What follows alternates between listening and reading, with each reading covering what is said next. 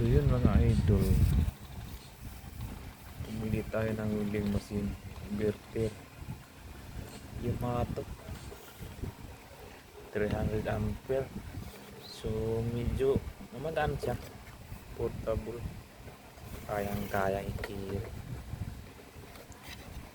kahit babae lang. Mga 5 kilo din, 5 kilo lang ng bigat niya. Palit din ito,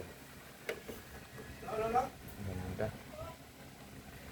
Mas maganda naman yung ano, yan sa loob, hindi natin nakita, pero goods naman, maganda naman yung ano, 300 ampere. So maganda siya, maganda. Yamato, hindi machine inverter. So mas tipid na to sa konti. Made in Japan, sa Japan UK. Yung 300 ampere mini,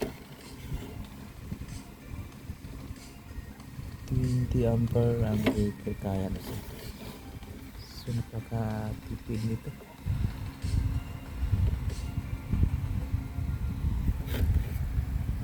Okay, so testing natin kung aabot ba siya ng 300 ampere yung ano, yung ano, yan. Testingin natin kung kaya ba talaga siya, yung totoong 300 ampere ba siya. Yan. 99. Oh, ang konti. Try natin ang CV 300. Sagad niya 300 diba? 300 talaga. 300 legit. Legit. Ang idol, no? Legit yung mga to. So okay. Okay items. Hindi gumagaan siya. Hindi ka nirakan kung meron kang gagawin.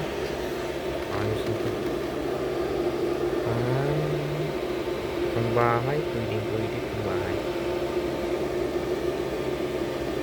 Hindi ka na lumi ito. Pang railings, pwede. 300 ampere. So napakaganda yung ano, yung laman loob niya sa ilalim, napakaganda mga idol. So yan lang mga